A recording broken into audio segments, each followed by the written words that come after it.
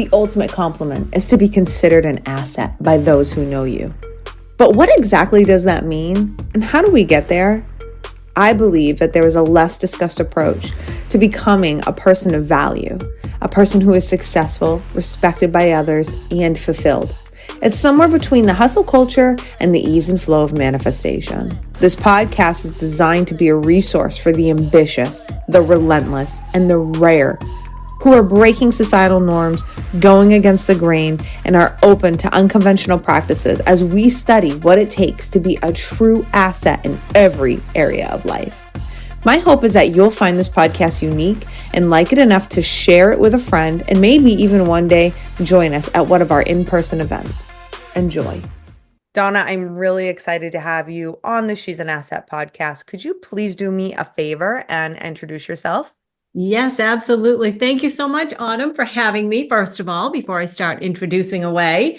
It's great to be here, and I am Donna Temm, and I am a lot of things. I started out as an educator, and I feel like I'm still that, but I'm also an author. I'm a speaker. I'm a trauma-informed high-performance coach and an energy clearer. So it encompasses a whole lot of things. I have been in business, so I am a business owner. This month, last month actually, for 20 years. And I am also the founder of a new nonprofit, which is called the Donna Temm Trauma Support Foundation. So there's all kinds of stuff going on in my world right now. And but that's kind of like my basics, where I start. That's incredible, Donna. And obviously, thank you again for your time. We're really excited to have you. What I want to dive into first is I want to talk about how you got started and got into this. And the reason why is because there could be a lot of people listening to this who are really feeling drained in their jobs, in their careers. They're feeling stuck in life. And they're like, I'm just a teacher, or I'm just a police officer, or I'm just a stay-at-home mom. I can't do anything. And so I would really love it if you could tell us how you got started. Yeah, I would love to actually. And I feel like, every time I think of that question, I feel like it just encompasses so much more and so much more and so much more. And so it's almost like, how long do we actually have? Because I don't know, how far do I actually go back? But, I think it's probably like a lot of people. I had a story where I thought my life was so together. And yeah, I had problems. And yeah, that was the normal stuff that people had to deal with and all that stuff. But, to be honest with you, I felt like I was pretty lucky and I was pretty grateful. And then all of a sudden, I started to fall apart. And aspects of my life that I thought were so real and so authentic started to fall apart. And I was like, what is happening? And there were these small pieces of my life that I had sort of remembered, but they weren't anything major. But it was these little things that were memories that kind of were there. But I thought, well, why am I still remembering stuff like that? And then I realized why, because it was portions of much bigger, much deeper memories. And so that is when, I believe I was 33 years old. I started to realize, oh my goodness, the reality of what was my life, at least what I thought was my life, wasn't really. And so I went on this incredible, crazy journey of digging deep. I feel like I was kind of superficial. I thought I was not superficial as far as living life and looking more deeply, but boy, the amount of digging I had to do and realizing that I had, in fact, been sexually abused as a child hit me and hit me hard. And it threatened every aspect of what my life was.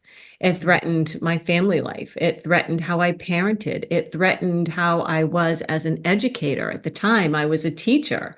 And there were just so many pieces. It was insidious in everything I did and, whoever I was in those roles. And so I really had to look at it, and I had to get some serious help. And I think, one of the biggest things was that I had to learn that there was a piece of me that was like, this life isn't worth it to me. But then there were these huge pieces that were like, my son was like my gift. And I thank God every day that I had him because he was my reason. And so, I got a lot of support and I started to put things together and I had to really go into acceptance and I had to go into that surrender, like this happened. You know what I mean? Like you can't change it. It is your truth, but it doesn't have to be who you are going forward. It was who you were in the past, not even who I was. It's what I experienced, right? Because it wasn't about me. But that was a whole learning curve. I had to learn about that. And in the process, when your world gets shaken up like that, Mm-hmm. you then start looking at every piece of your life and reassessing and saying, well, wait a second.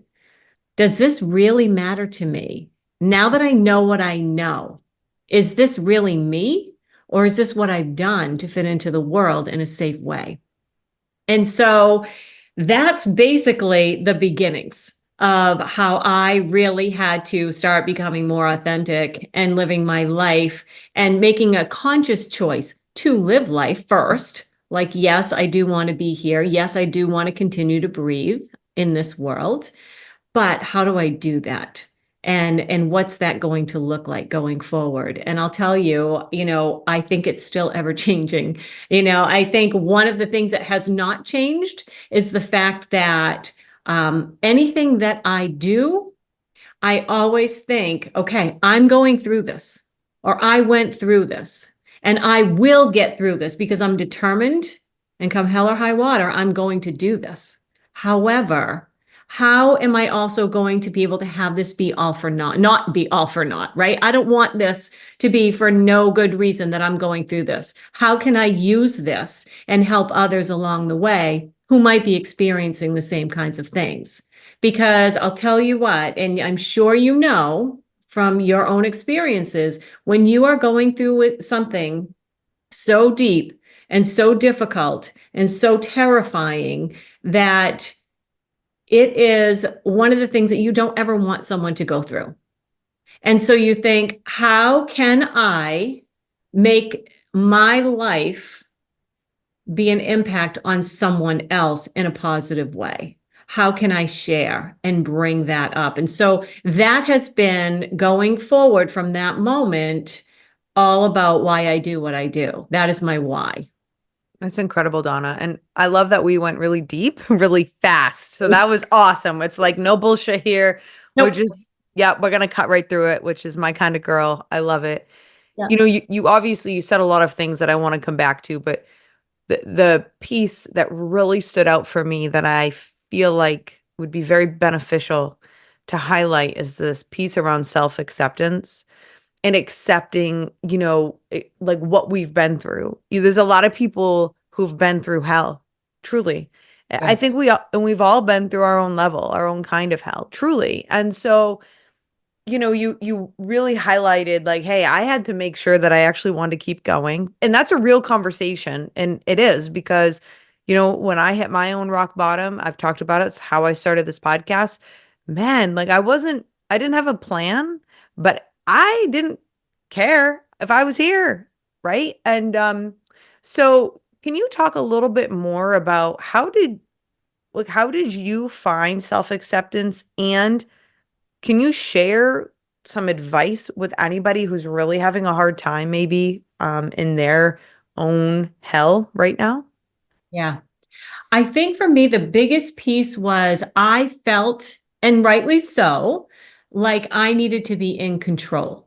Mm, And when you have had abuse of any sort of thing, or you've been minus the abuse, right? If you're in a situation, any situation where you feel like you have been at the detriment of someone or something else and not had control, what's the first thing you want to grab onto to say, this is not going to happen to me again? Right. So you want to go into that control mode. And trust me, if you see me on the street, I'm probably still going to, exemplify some of those control issues because it is once you have something like that happen to you, it never leaves you.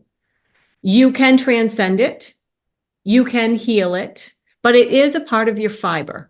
It's not who you are, but it does impact how you look at the world. And you have to work at that to make sure that it doesn't go over from anger or fear into bitterness. So, one of my things is with the self-acceptance and even the acceptance of what happened, even beyond the self-acceptance, is exactly that. Like, okay, I don't need to control everything. I need to find a way for me to feel empowered. So that was one big piece for me. The other thing is, I always felt I got to do this myself. And I had a huge secret I was carrying with the abuse. And that was if I told, he would kill my father. And I loved my father beyond this world, right? So, of course, I'm going to shut my mouth and I'm not going to say a thing. And so what I realized is just be on your own, just take care of this yourself. You can deal with this. And I realized when I was tanking, no, you can't. You can't.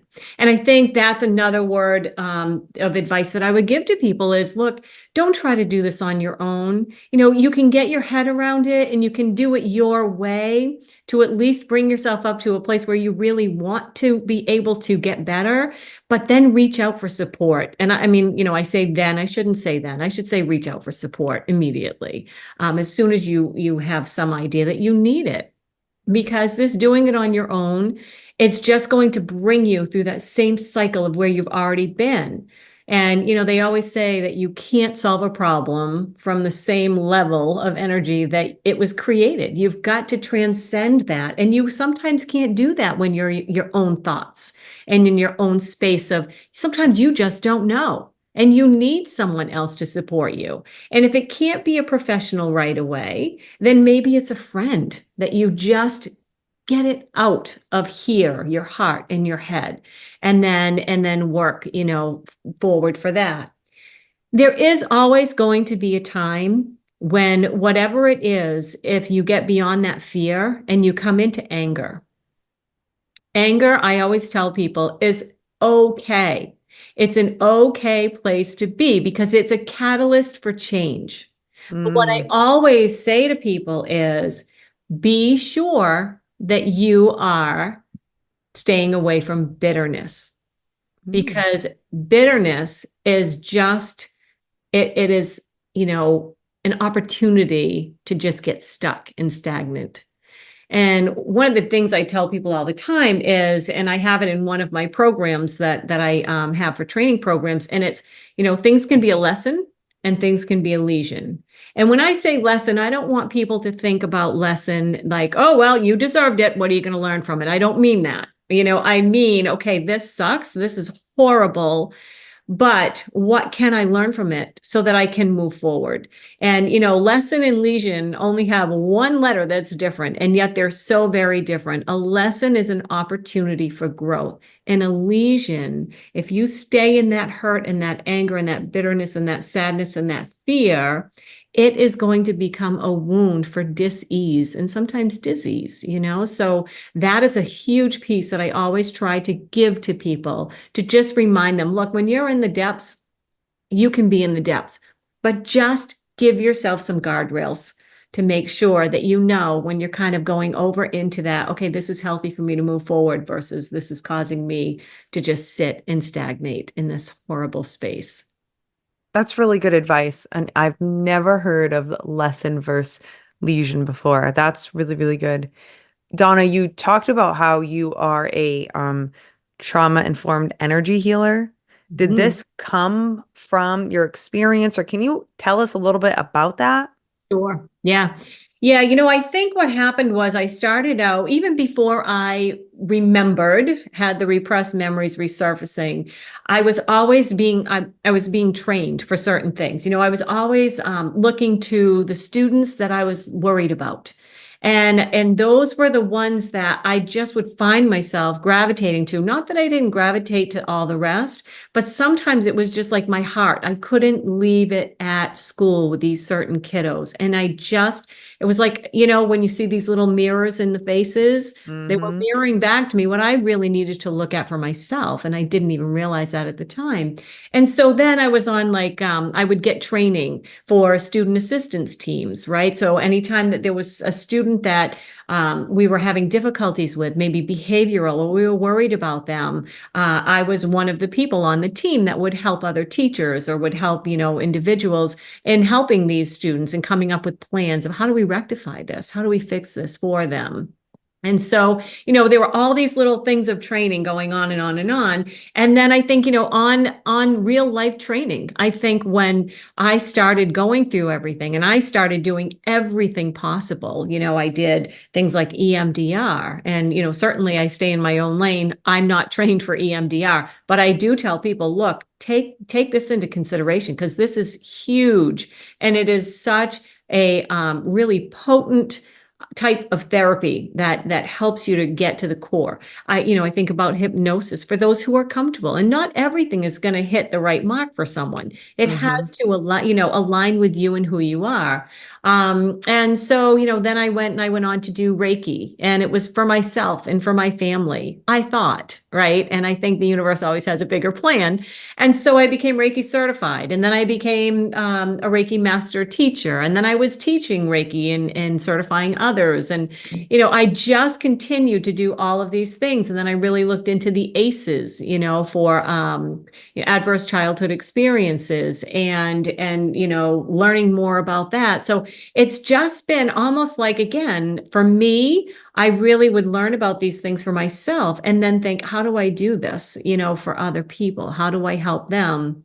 And then, I just started realizing after, years of working with clients, hundreds of clients and thousands of sessions.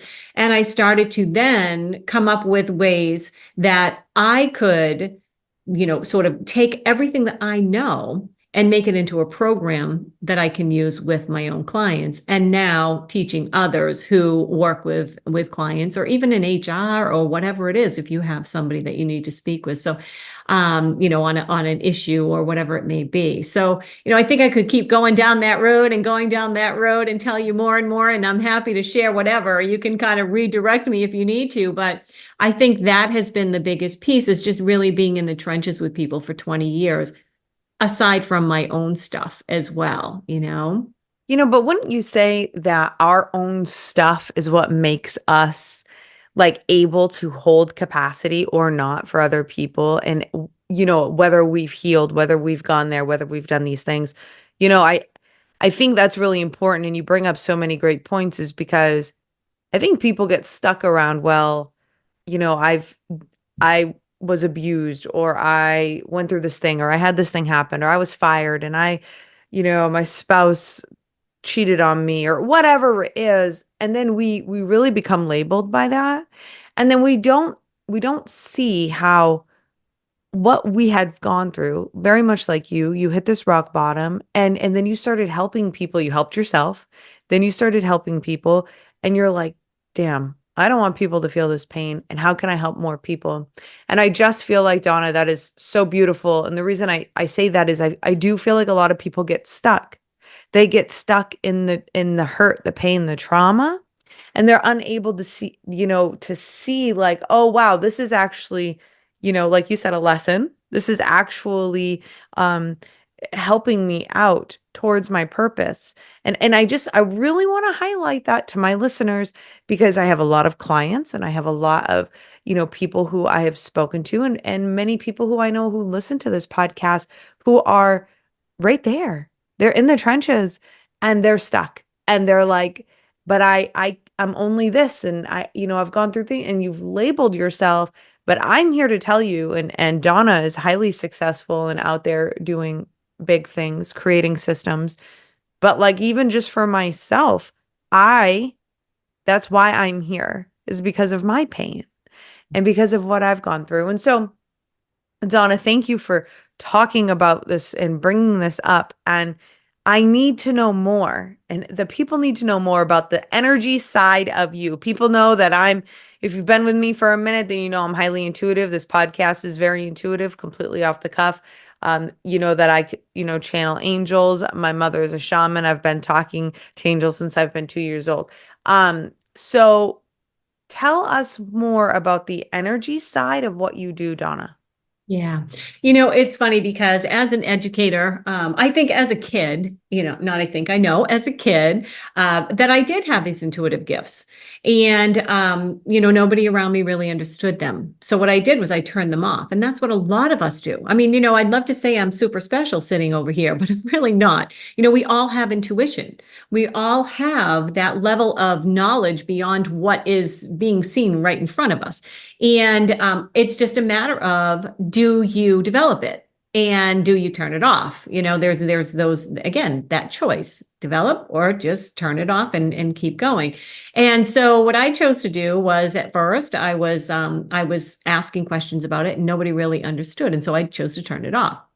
As the abuse started to, take place, I started really, really looking at the top of the stairs at night because I was afraid. I needed to keep my family safe and I didn't know when the perpetrator might be coming. And so I would stare intently all night long at the top of those stairs. And when you are looking that intently and intensely at something, you see those little things that are there, those subtleties, those subtle energies that are there that no one else really notices.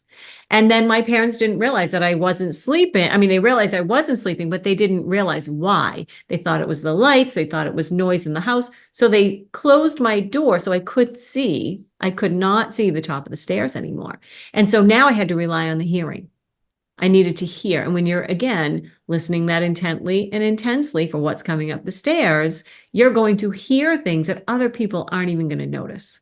And so, by clairvoyance, that was really the rise of my clairvoyance. That was the rise of my clairaudience. Me having to make sure that everything was okay with someone else and know what they were feeling and how they were feeling and what was going on, even when they weren't saying it, in order to keep myself and my family safe. Well, that was the clairsentience. That was the empath in me that was becoming even more produced. And so, I feel like that's when I really turned it back on again. And then when it really, if I'm being honest, really went full force was I was a teacher and I was in a sick building. And anyway, I finally got out of teaching and I wanted to do Reiki, and everybody said, you're going to starve, because at that time, 20 some odd years ago, it was not looked at as much now as it is now. It was like, ooh, what is that kind of woo stuff, right? Yes, I And do so, remember. yep. And so what I did was I went back to school for massage, and then I started to incorporate this Reiki stuff with people who I now built a rapport with, who trusted me and that I knew were open. But before that, when I was in massage school, I would be working on people, we'd be in class, we'd be working on each other. And this instructor happened to go by, and she, I said to her, I said, geez, I whispered, I said, I keep seeing these things and I don't know what they mean. So I just forget about it. And she like backed up and she's like, no, those are messages for your clients. You need to understand them and interpret them because you're going to help them heal with them. And I was Wow. like, ooh, I don't know about that. And I did, and so I, started believing those that were coming across, like you said, like very clairvoyant and you're, a medium and you've been communicating with angels. And so I started also communicating with their loved ones and giving them messages. And so, it was just like, I just kept taking that next step, whatever was presented to me. And then, as I may have told you before, basically, the Donna Temm energy rebalancing method was actually formed from that, where I was doing Reiki and I was being told and guided from the spirit world, you need to do this and now do this instead. And I was like, wait a minute, I'm supposed to do this, this, and this in the Reiki process. I'm teaching people to do that, and yet I'm not. So, and then I realized like, oh, clients are like, this is good stuff. Like, what are you doing differently? And I thought, okay, there's something to this. So again, it was sort of that nudge from spirit that kept saying, okay, move forward, move forward. So, then I started doing, energy clearing of home and business and land, and started seeing where, people's businesses that were tanking, when I went in and cleared the energy, suddenly they were able to keep their doors open and they were able to then prosper again. And we just don't realize the energy of our surroundings. and the So good. difference that it makes. And so, basically how I work with individuals now is they have access to a three-pronged process. And that is, master your mind, master your life, which is a whole other thing, a logical sequential program that I developed called Fundamental Mastery. But then they also have access to master your energy, master your life. And basically what that is exactly what you're saying, is this energy work, the triggers in our bodies that we're holding on to. And half the time we don't even know why. And then the other one is master your surroundings, master your life. And that's where we go in and say, okay, what's happening in your home? What energetic imprints were left there before you even moved in? What energetic imprints are on your land that you had no idea about that could be centuries old?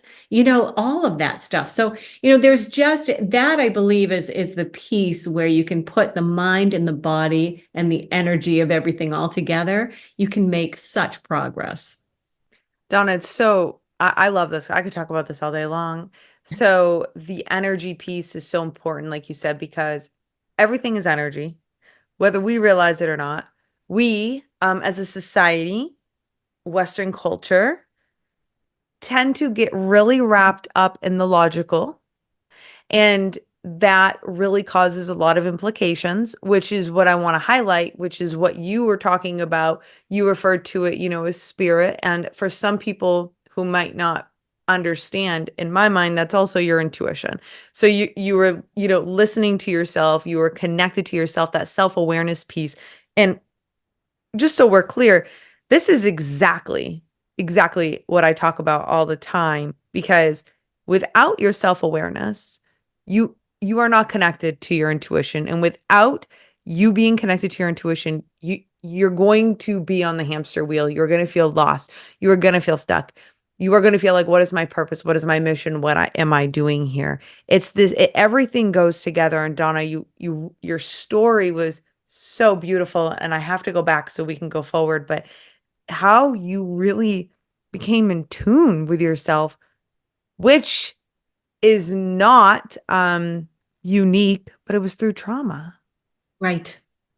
Absolutely. And as much as I hate the story, I also have to tell you, like, it's so fascinating because everything you said and how you developed, your empathic skills was through trauma, which is very common. But and then also, but look at what you're doing with it, which is what I want to highlight for everybody is, and I also love this, is you said, I wish I could tell you I'm unique, but I'm not. And what you were referring to was, was your ability, your spiritual abilities, and you're 100% right. It's just most of us turn it off. Yes. We turn it off whether we feel like it's unsafe. It wasn't like, for me, I grew up in a household where talking to my invisible friend at 2 years old, that was encouraged. My mom's like, she was good with it. I have a really cool mom, right? She's a shaman. She's into it. It was awesome. A lot of people are shutting that down in their children. They're shutting their intuition down. And I think it's causing a lot of implications later in life. I'd love to hear your thoughts on that. Yeah, I would agree on that. One thing about this is that, in everything I've done, when I see that there's a demand, I try to fill it. And one of the things that I have noticed over the years is children who are highly sensitive and they don't have the support, not because it's neglect, but No. rather because it's just a lack of knowing, right, from the people around them. So, when I see these kids who are so highly in tune, but nobody can make sense of it for them. And I'm going to tell you, and you might remember this, and this is sort of getting a little deep in the weeds. And if I'm going too deep, let me know. But if you think about, we are in this 3D form and it's Yeah. heavy, right? It's dense. Talk about energy. We've got the ice cube, that's a solid of water. We've got the liquid, which is the actual water itself in that form. And then we've got the gas, which is water still, but it's more in the steam and it's less condensed. And so we've got this body that is, we've got organs, we've got bones, we've got skin, we've got all of these things that make us more dense than the spirit world. And so, at times when we think about that, if it's so high vibrational up here in spirit world, or however you want to call it, right? And spirit is trying to come in and allow them to be in a vibration that's much more dense in order for us to be able to perceive them. They've got to take on some kind of a form, but they're so high vibrational. When they do, sometimes they'll come through as being distorted. And so now they look monstrous. Like if you ever look at yourself in a fun house mirror, right? Yes. You're like, that's you, but it's Hmm. not you. You're distorted Hmm. because of whatever reason. I don't know the science all behind it, but basically, I know I'm getting sciencey on you here. It's But okay. basically, what happens is a lot of kids will be able to perceive spirit, but it looks different. It looks scary. It's distorted from what they know in this 3D world. And so, in order for us to be able to say to them, you know what? This is how, because the other thing too, and I don't have to get deep into this, but the other thing too is that sometimes there is, the spirit world that we don't want to allow in. And Hmm. so, when something looks scary to a child, it doesn't necessarily mean that it's not a helpful entity or spirit. It could be. And so we need to give them that knowledge. Like, you know what? This is what's happening for you. So you don't have to be scared. Here is how you understand what something that's beneficial for you is versus something that you just don't want to go to. And Hmm. then from there, I think this is such a big piece too. And again, I'm casting stones, but I'm not the one that always follows the rules that I say. But basically, the way that society feeds ourselves really impacts our ability to be connected, to be in tune, because everything has energy. And so, just like our lungs are less dense than our liver, we also have those lower vibrational foods, which are often not good for us, versus those leafy vegetable greens, which are more of a higher vibration and that type of thing. So when we start eating certain things that are lower vibration, more toxic for our bodies are really having to work on that. They're not able to be connecting at a higher level and understanding what's coming in.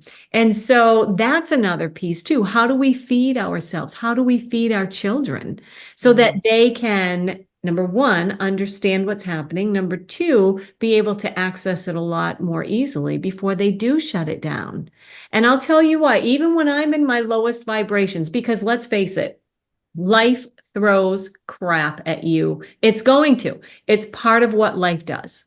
And even when I'm in one of those spaces where I'm like, you know what? I'm tired of saving the world right now. I can't even save myself. Right. And I get there. I really do. And so, I think sometimes I need to remember like that comfort food is what I really want to go for, but that's going to bring that vibration down even lower. And I'm not going to be able to hear it. And there are times when I'm like, listen, I don't want to hear anything from anyone, whether it's human or it's spiritual right now. So let me just say this. If it's life-saving measures, make sure you come through and get my attention. If not, never mind. you know? So good. No, it's so good. Such a good conversation. And I love it because it's such a unique conversation on the show. And that's why I'm so excited to have you on because I know there's a lot of people on here who find what we are talking about very interesting. Yeah. So, Donna, I have a couple more questions. The first question I want to ask you is, so if somebody wants to work with you because they want to work with the energy piece, what does that even look like? Yeah. Especially for like distance. Yes. Yep. Absolutely. So I've got, people all over the country. I have clients all over the country, and I just made a move, 1,000-mile move from where I had clients in person. And so, I was very fortunate that I'm able to still see them. So now I've got most of my clients that are actually around the country, not right in my backyard. And what it is they literally just get in touch with me. They can contact me on Facebook, Donna Temm Alternative Solutions. I'm on LinkedIn under, I think it might be Donna Jakes Temm. I'm not sure if it's that. I don't even know what I am on anywhere, but I'm on there. You can find me. I have a YouTube channel for Donna Temm Alternative Solutions. I have donnatemm@gmail.com. I have a website, www.donnatemm.com. Just reach out. Any way that you can reach out to me, and I'm happy to have a conversation. And what does that look like from there? Well, first, we really figure out, where are you at? Because one of the other things, like you said, yes, we're talking a lot about the energy piece, but I also have that logical sequential piece. And so oftentimes, somebody will come to me and they may be interested in dipping their toe in the energy work, but they're like, listen, I'm real logical sequential. I don't know if I can even go there. I don't know if I want to go there. I just want information, right? And so I usually will give them, I made up an assessment, and it basically, they take it, it's just a real quick assessment, answer some questions about how they feel, and it will tell me, are they more toward the energy piece, or are they more toward the logical sequential piece? And that at least gives us a starting point. For those who are like, listen, I'm jumping in both feet, let's do it. Energy work, never done it, don't know about it, let's just do it, right? And I've had those clients as well who are new and just like, listen, you are my last stop. I don't know what else to do for myself. I Yes. have done everything. I have spent, sometimes tens, sometimes hundreds of thousands of dollars. Trust me, Yes. that is me on my personal journey. If I had the money back that I spent on trying to get well in either medical stuff or alternative, I would be so rich. I would not, I wouldn't even recognize myself. And I Right. know other people are shaking their head like, been there, done that. And so they do come to me as a last ditch effort. They're like, look, I don't know what else to do. So here I am. And so I always welcome them and say, good, let's figure out what's best for you right now. And Mm. and it looks different for everyone, how they want to go forward. And then basically what we do is I always do education. It's a part of me. And so I educate them on what their choices are, because again, Mm. anybody who has trauma, and I want to, I'm glad this is coming back around, because one of the things I did want to say is that, trauma doesn't have to be abuse. Yes, Mm. abuse is trauma, but so is chronic stress. It creates Yes. trauma on the body. I mean, it can be a bump, a bruise, a scrape, an accident. I mean, that caused trauma for you in your own story. Yes. It can be shock. It can be grief and loss. And whether we knew the loss was coming or we didn't know, it's still trauma. And so, I say to people, look, you don't have to, just say, well, I wasn't abused, so therefore, it's like, well, you know what? You still matter, and your story still matters. And so, that's the thing. I think when we have a conversation, and they usually, by the end of a conversation, are going to know which way they want to go, if they want to go anyway or not. Typically they do. And then we get started. We set up a time, and we do either the session, or we start working with the Master Your Mind, Master Your Life fundamental mastery process. I love that. Thank you for sharing. Because sometimes people will be listening and they're like, I'm very interested, but I don't know. So we wanted to clear that up. Donna, as you know, the show's called She's an Asset. You're clearly an asset in your life and in life. And for many people, what do you, as somebody who's sitting here listening to this conversation, how you took such a, traumatic event that impacted you so deeply, which maybe you didn't even know it did for years. And then, in your 30s, you were like, all right, this is it, making changes. And you've turned around and you've really impacted, hundreds of people, probably thousands, probably millions. I mean, you've been doing this for 20 years. You've impacted so many people. What would you say? Like, what do you think an asset is? How can somebody be an asset in their own lives? I think an asset is anyone who can bring benefit, and I feel like I had to bring benefit in my own life. I didn't have to, I chose to, but I knew what the other option would be if I didn't bring benefit to my own life. And I also knew, I have no problem with people living their lives the way they want to live them, even if it's, negatively impacting themselves. Sometimes that has to be a part of the journey. However, when their you know what starts to roll onto innocent people, I don't have any patience anymore. It's like you need to look at yourself and figure it out. And I had a little boy that was looking me straight in the eyes every day. And if I didn't get my you know what together, I knew it was going to make a difference, negatively impacting his life. And so I decided I am going to be an asset. It's really funny. I'm having a hard time saying it because like I wasn't looking at myself as being an asset to myself. So this is I thank you for this because this is really a new thing for me, right? Like, oh yeah, I guess I was an asset to myself because I always sometimes, always sometimes that's really, good together, but That's I my think a life, Donna. lot. Don't worry. I always Okay, good. sometimes. Okay. I think what happens is as much as I know I need to keep coming back to center within myself, Mhm. I am often outwardly focused. And so in you saying, how have you been an asset to yourself and then others? I'm like, and I feel like I've done, a really good job being an asset to others because that has been my focus. That has been my priority. And I think for myself, as I'm saying it out loud, I'm figuring it out, I'm processing it now. I think as an asset to myself is I have given myself a reason. I have given myself a reason for all that I went through. I have, when I could have just been like, what the hell is this all about? And that's my answer. I feel like, being that positive force in the world, even when sometimes I think to myself, I'm not doing this anymore. I'm going to scowl all day long instead of smile and trying to bring some, on my bad days. But then I always come back. I always come back to, I can't, I need to be, I'll use your word, I need to be an asset.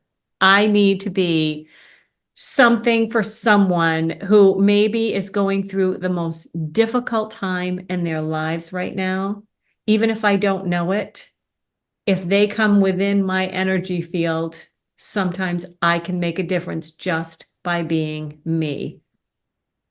Yeah, thank you. And you just bring up such a good point because it's a lot. I'm taking it all in, but Donna, here's the thing is so many people get stuck. And I've said it throughout the show. I'll say it over and over again. They don't even realize that the way out is going within. And so I think you made that very clear in your life. You've continued to make that clear. It's very inspiring to somebody like me and anybody listening to this because I love how you were able to get out of a career that, you didn't say this, but I'm going to assume was, sucking a part of your soul. And you were really able to follow your heart and your intuition from a place that wasn't so good. And now you're out there serving. And I think the last thing I want to say before I ask you anything that you would like to leave with, what I just want to say is I just really need to highlight, I really believe we go through shit, the hard stuff, so that we can help other people with it. And I also want to say you said something, you just never know what anybody's going through and you don't. People will look at people and think that they have their shit together or they had that one, like you wrote a book and you and I want you to tell us about the book so we can make sure we get it. But you wrote a book and so people may only think that was the hard thing in your life. Like people know that I was injured in the line of duty. Overnight I had to get out of the job and was couch ridden for 6 months. So obviously I had a career, an identity crisis, and I went through all these things. But people might think like, oh, well, she's overcome that now. Look at her go. And they think that they put us like not human. And they're like, oh, well, she's overcome that. Now she's doing really good. So like, fuck her. Right. But it's not how it works. We're all always going through things that are hard for us. And so I just think it's so beautiful to be able to watch other people take the things that really could have been a lesion on them. I'm gonna use that forever. That's so good. And like as Donna said, turned it into not only a lesson for themselves, but then only to be out there helping other people to realize that is the ultimate. You are the ultimate asset. Oh, Incredible. Do- thank you so Do- much. Donna, where can so we know that we can find you on the socials. It's going to be in the show notes. But Donna, tell us about your book. Where can Yeah. we get this book?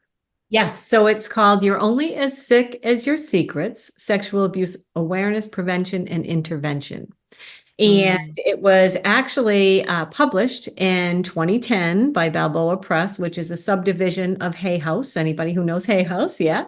And so it is basically a book that I wrote. It is about my story. It's my personal story of abuse. That being said, I have written it and rewritten it so many times before it was actually published because I wanted it to come from a place where I was more as objective as I could be about such a subject. I wanted to be able to use my story as more of a teaching tool, an educational tool that would allow people to become aware and how to prevent. And if they can't prevent, then intervene. And so I had to rewrite a lot because I was like, oof, I wrote that and I was really angry. And then I'd have to rewrite it. And then I would pick it up 3 months later and go, oh my gosh, I was really terrified when I wrote this. And I'd have to rewrite it. And so I just received a 4 out of 4 on online book club rating. Yes, I'm That's so excited about it. incredible. And one of the things from one of the anonymous comments on there was that, there are a lot of books on this topic, but none that really tell what to do about it and educate people. And I was like, oh my gosh, this person got it because that was what I wanted. So it's available in all kinds of places, but I mean, the easiest I think for everyone is Amazon, right? These Yep. days. So you can find it on Amazon.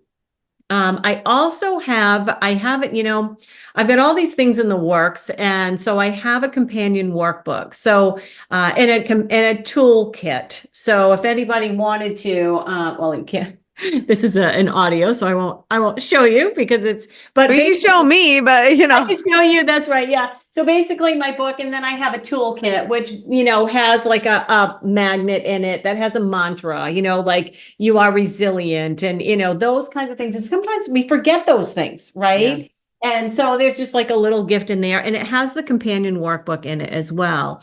And the companion workbook is basically for people who are like reading my story and they're like, I have my own trauma, and it allows them to go, step by step by step with each chapter and do their own work of healing. Again, this does not replace, of course, professional help, but it's something that, again, brings awareness for people. It's that extra layer. They can go a little deeper.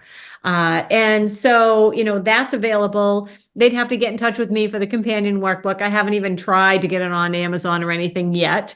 So I have those that are available as well.